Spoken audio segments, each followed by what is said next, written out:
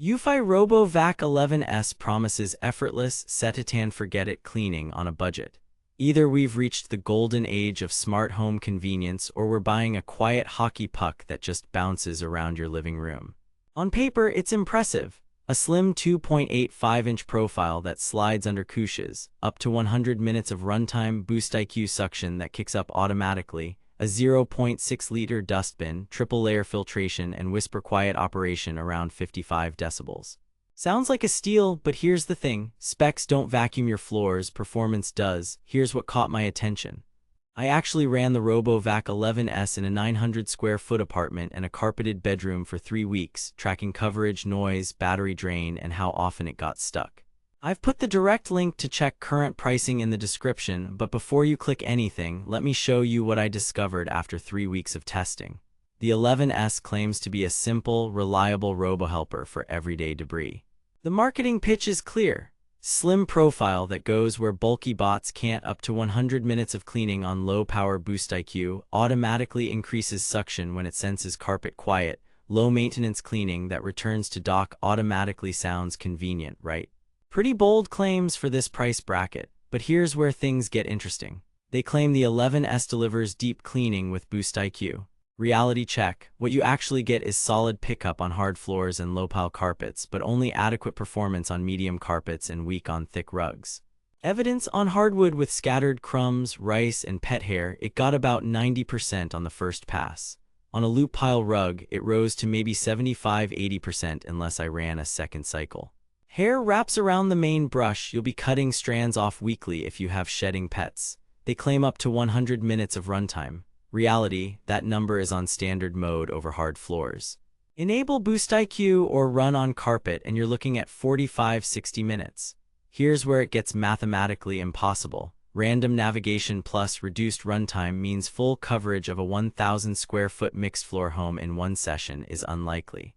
In my tests, the 11S averaged around 250–300 square feet of thorough coverage per session before needing a recharge. They imply smart adaptability with sensors. Reality. These are basic infrared and cliff sensors, not mapping.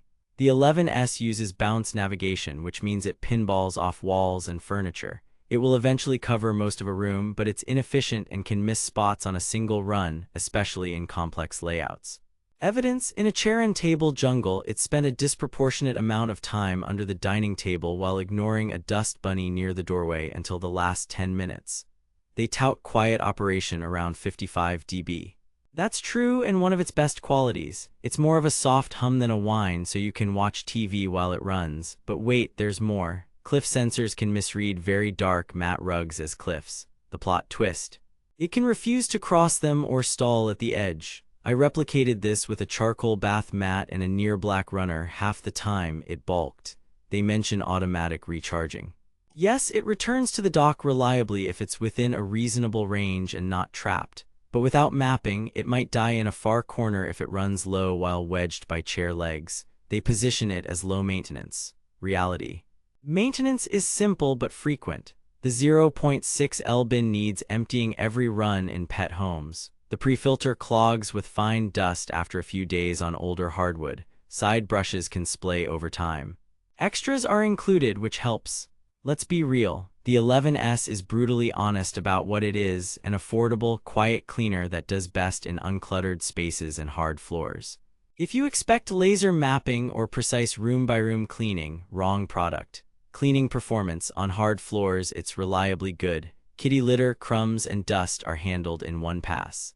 On low-pile carpet, acceptable with BoostIQ kicking in within seconds. On medium pile, it needs 2 runs for a truly clean look. Edge cleaning is decent thanks to dual side brushes, but the rounded body leaves a narrow strip along baseboards if furniture blocks a straight edge approach. Navigation and sensors: no mapping, just random coverage with wall follow, spot clean, and edge modes via the remote. Expect it to revisit the same patch 3 times and ignore another for 20 minutes, then suddenly find it. Threshold climbing is around 0.63 inches. It can hang up on thick transitions and tasseled rugs. Dark floors can trigger false cliffs. Cord management matters. This bot will eat phone chargers like a snack. Battery and charging: real-world runtime averaged 55–90 minutes depending on floor type.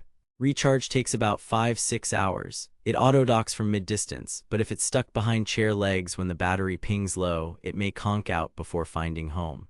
Build and maintenance. The 2.85-inch height is the secret sauce. It slides under sofas most mapping bots can't reach.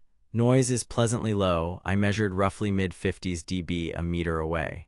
The dustbin is easy to pop and filters are simple to swap. Here's what nobody tells you. Without Wi-Fi or an app, scheduling is set via the remote and is daily only, not per-day customization.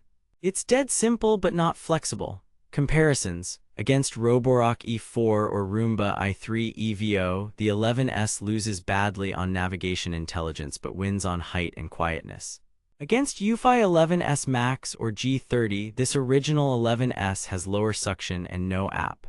If your life is mostly hard floors and under-sofa dust bunnies, the 11S's slim build is criminally useful. Verdict. Recommended with clear boundaries. If your space is under 900 square feet, mostly hard floors with a couple low-pile rugs, minimal cords on the ground, and you value quiet cleaning that reaches under low furniture, the 11S is a budget workhorse. If you have medium to thick carpets, lots of dark rugs, or want app control and room maps, skip this and look at a RoboVac Q5, Roomba i3 EVO, or Eufy G30. Value-wise, if you can snag the 11S under the 200 mark, it's compelling. Over 230, you're in striking distance of smarter navigation that saves time and frustration. I'll be straight with you. This bot shines in the right environment and feels outdated in the wrong one. Stay savvy out there. Thanks for watching. If this review saved you from wasting money or helped you find something actually worth buying, I've put the link to check current pricing and read more reviews in the description. And hey, if you do decide to buy through my link, it helps fund these investigations without costing you extra. Question for you, would you trade mapping for a robot that fits under your lowest sofa? Drop your setup below and I might feature it in the next test. Next up, I'm pitting this against a mapping bot twice the price to see what you actually gain. This is Tech Unwrapped, signing off.